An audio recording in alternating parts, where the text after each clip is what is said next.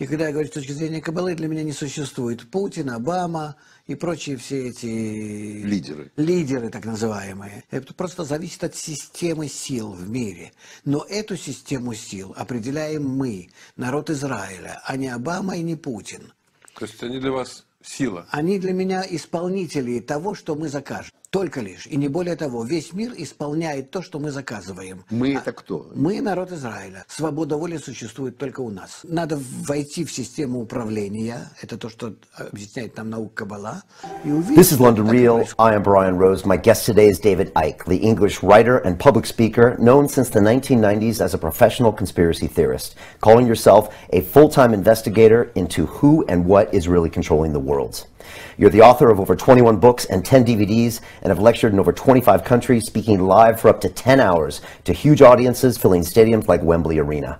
You are here today to talk about the coronavirus pandemic, the worldwide COVID-19 lockdown, and the looming global economic recession. David, welcome back to London Real. Thanks, Brian. So first of all, just as far as my beliefs, I personally don't believe the coronavirus was created by a third party. I do think it occurred naturally. I do believe in the science, and I do believe in vaccines. I'm sure we're going to talk about this. I do plan on getting my flu vaccine and any future coronaviruses vaccines, although you might talk me out of it. We'll see. I am now obeying the orders of the government. I'm complying with their requests for information and behavior. We're going to see what happens with that. That being said, I do believe at this point that the virus can no longer be controlled in the Western world. And as a healthy 40-something-year-old male, I'm prepared to get it right now, and I don't believe it's going to kill me. We just shook hands. Over the long term, I do think 70 to 80% of the population is going to get it and hopefully become immune to it. But also I understand, due to the safety of the elderly, I know we're going to talk about that, and those with lower immune systems and respiratory problems, I understand and I agree with this policy of social distancing in order to flatten the curve and not to overwhelm our medical system. Finally, I just want to say I think we now live in a post-coronavirus world where the virus is going to be along for a long period of time and it's going to change our behavior. Let me hit you with some stats, and then we can jump into this. As of today, March 18th, there are 208,221 reported cases worldwide and 8,272 confirmed deaths. Federal Reserve has cut rates to nearly zero. The U.S. has approved a $1 trillion stimulus package. The U.K. a £330 billion stimulus package. Many industries at risk. Aerospace, travel companies, entertainment, events, retail outlets, the list goes on and on and on. I hear through my sources we should expect military troops here in London in the next couple days on the streets. David, there's an ancient Chinese expression that says, may you live in interesting times. Some say it's a curse. What do you see in the world? What are you concerned about? And do you feel for the British citizens and global citizens? Right. Well, maybe if I just put some background in place, and then we can take it from there. For 30 years, I've been warning people in my books and in every other way I can that this world is controlled by a cult.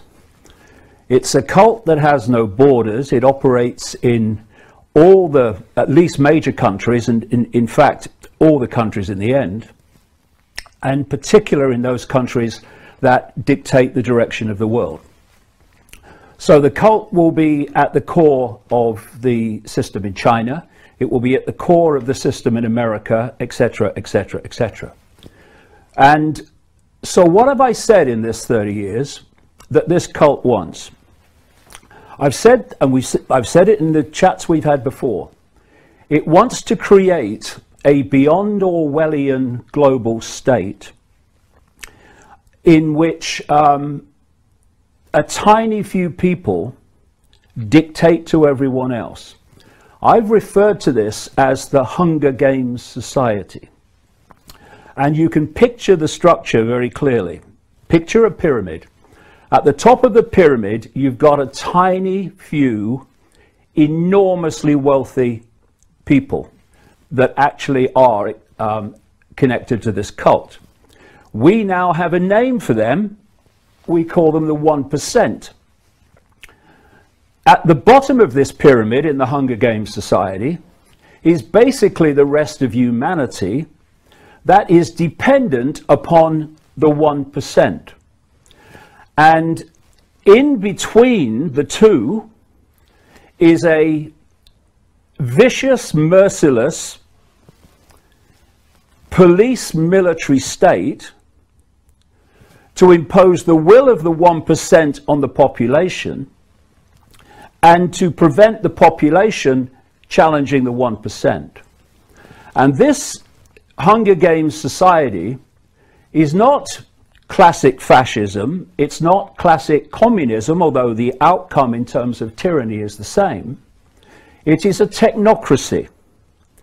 A technocracy is defined as a society that is controlled by bureaucrats, experts, scientists, engineers, technocrats. And the ability of that situation to happen is through smart technology and AI. The idea is that everything will be connected to AI. This is what the Internet of Things is all about.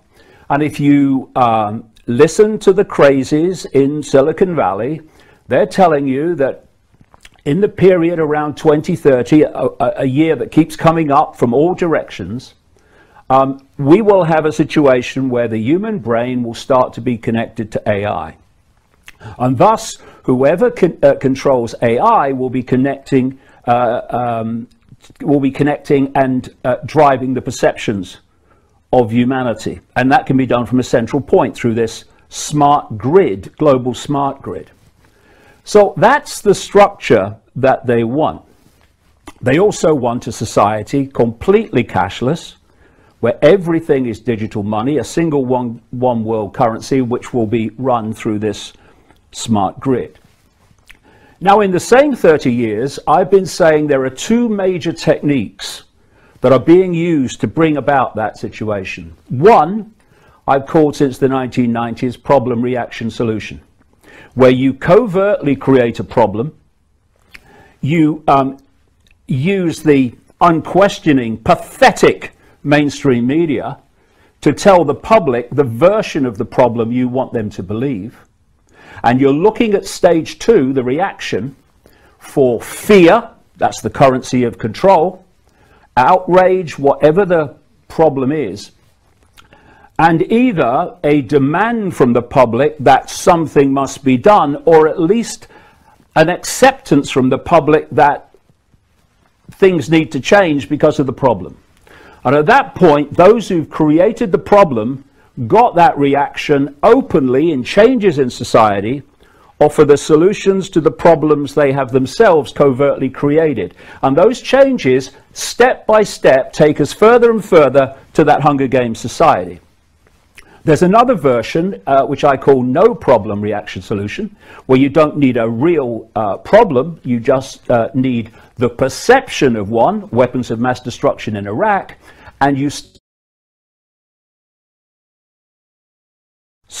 society-changing solution.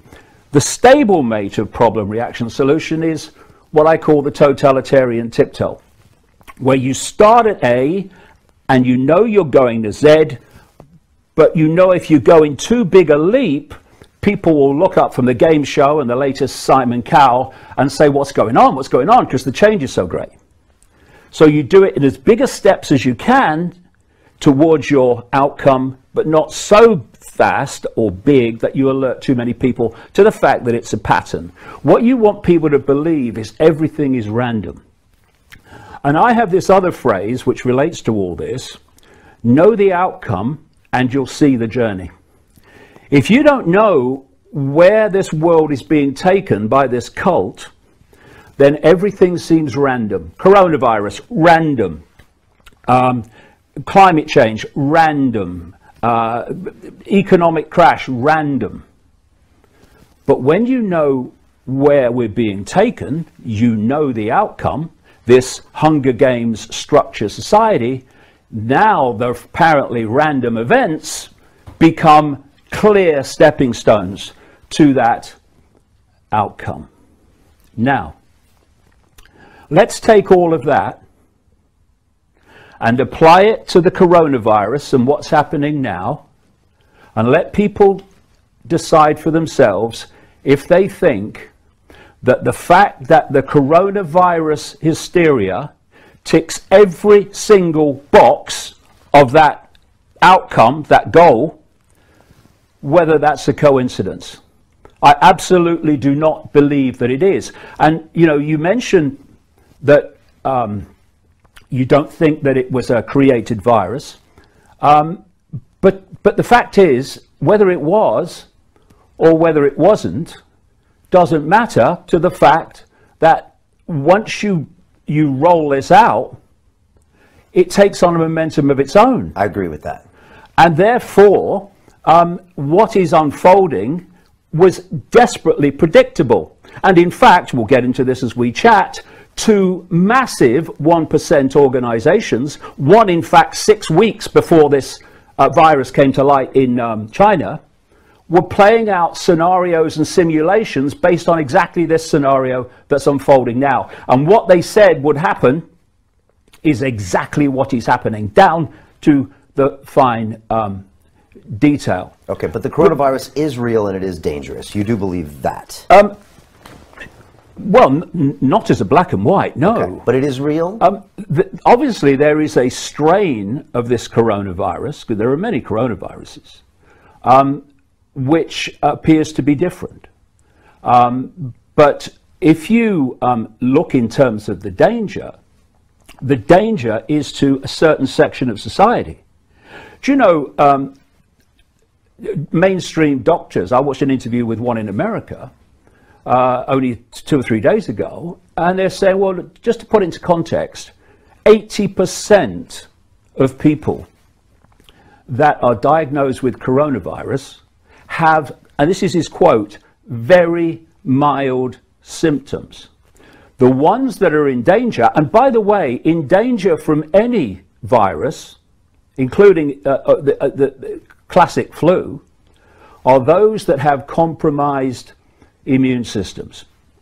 And they are old people, elderly people, and they are people with what is termed pre-existing health problems. Why? The pre-existing health problems are putting so much pressure on the immune system, it's already weak when it's hit with this. This is why someone like that will have potentially a serious situation, and someone with an immune system in working order of any level will just swat it away. And another point, you know, have we not learned yet to take what the authorities tell us with a pinch of salt until it's proved otherwise?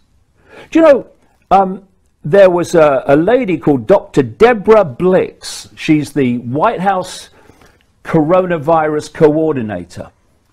She said in a press conference 2 days ago that 96% plus of those who have been tested for coronavirus in South Korea were negative. And she said, and our testing results in America show about the same. And so when you are in a massive way, you are diagnosing on the basis of symptoms. How the hell do you know they've got this coronavirus strain and not something else? Me and my son Gareth, well before Christmas, both went down with very, very rarely ill. That's why we remember it. We both went down with this illness, and now as I read the symptoms of this coronavirus strain, we had word for word, point by point, every single symptom. And that means one of two things. It means either this coronavirus strain was going around in Britain then, before it had even emerged out of China, or, far more likely, we got something else with exactly the same symptoms. So I would hold back on believing the figures. And I would also... those figures I mentioned, are you unsure about those? I question any figures coming out of mainstream authority. Okay. I've been investigating the mainstream everything for 30 years. And, you know, most of the time, if they ever told the truth, they would genetically implode from the shock. So I question everything. And if it stands up, it stands up. But I don't just take it because someone in a suit has told me to believe it. For instance, you know, in 2017, 2018, 45 million people got the flu in America, according to Centers for Disease Control and Prevention figures. 61,000 died. Where was the hysteria then? 61,000 people dying. Well, they say that this is more dangerous and more contagious and what's potentially going to kill more people. Because otherwise, that's a good question, David. Everyone's like, well, how come people aren't worried about this when the flu from 18 killed 50,000? This has only killed 8,000. The point is, though, this is the point, that according to officialdom, 80% of people who get the coronavirus, diagnose the coronavirus, and not necessarily all got it, have very mild symptoms. The vast majority of the rest have what they call moderate symptoms, and that leaves some with compromised and weakened immune systems who get the serious end of it. And they get the serious end of the flu as well, and other viruses. And these people are clogging up the Italian health system right now. Do you believe that's true? The point is that what we surely should be doing is focusing on those people and doing what is necessary to protect them and their immune systems from the consequences. But to have the vast majority of the population who at most will have mild story. One of the first the virus was interviewed on a BBC local radio station, and he said, well, you know, I had a bit of a mild fever. Well, what's that? That's the immune system using heat to kill the predator. Just perfectly immune system response. So anyway, he says, and so I got checked out, and they said I got coronavirus, and they said you've got to go to hospital. He said, but I felt all right. I had a bit, you know, I had a few aches and stuff, but I feel all right. He says, so I'll go to hospital. He said, but by the time I get to hospital, he said the symptoms are gone. And he's gone down as a statistic, coronavirus in the numbers. So when you've got people who are getting that on, even if they do get it on a vast scale in terms of percentage, who have that response, you get an even greater number who don't get it. And for that, you destroy, because that's what's happening before our eyes, Brian, you destroy the world economic system. Now, let's go back to how I started. One of the things I've been pointing out as a problem reaction solution that was coming to transform human society, including, by the way, one of the things I said was coming in my earlier books was a pandemic, because of all the boxes it ticks. But what I have been saying for the best part of 30 years is they are planning an enormous economic crash. And I've been saying it even more since 2008, because 2008 seemed to be a nightmare. The point I'm making is what they want is something that would make 2008 look like, you know, a Sunday school tea party. And so this coronavirus hysteria gives the excuse to do what they're doing, and the outcome and the consequences of what they're doing is to dismantle the world economic system.